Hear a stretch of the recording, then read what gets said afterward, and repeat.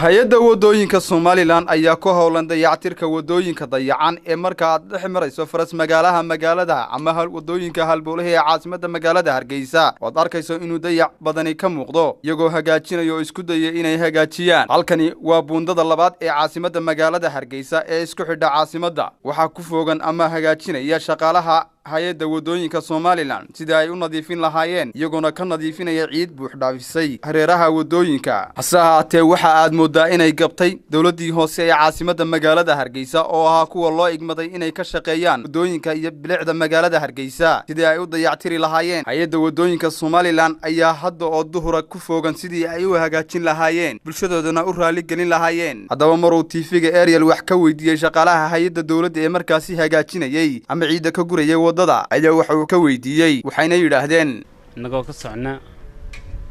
road development agency hay'adda wadooyinka Somaliland horumarinta wadooyinka anagoo ku soconayna amar maareeyaha iyo wasiirka iyo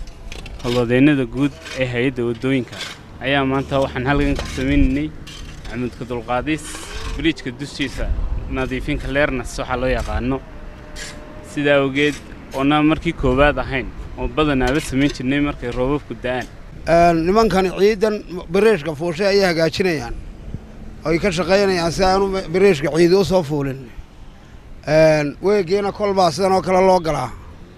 haddii aan saa loo gelin ciidda buuxinaysa sida wanaagsan ay shaqadooda u gudanayaan hay-adda wadooyinka ayaa noo hambalyeynayna hay-addu aad bay uga shaqeysay wadanka si fiicanna way sameysay hay-addana waxaan leenahay hay-ado kale fara badanna ku daydaan waayo wadanimadu waa shay cajaa'ib ah maanta waxaan ku farxay oo arkay iyagoo Biriishka aad u nadiifinaya taasoo ay tahay aad hamigaygu ugu farxay waayo waxa weeye de wadani baynay dhulkeena waynaynu laashanaa hay-ado kalena waynay ku daydaan saas ay wadooyinka ay u safeeyaan waan ku soo dhaweynayna waan ku odgolnay waan ku taabacnayna nadaafadda wadanka ay ka bilicday ka horumarka ka sameeyaan taasina waxa ugu fiican wanaagii quruxda bilicda wadanka taasina hay'adda saafalkaas bixinaysan waan ku amaanayna waan ku hambalyeynayna haddaba inkastoo dawladda hoose caasimadda magaalada Hargeisa ay sheegto inay ku fogan tahay ama hagaajinta wadooyinka hasaatee taasi ayaan ahayn mid muuqato oo la taaban karo Axmed Khalid Ariel TV Hargeisa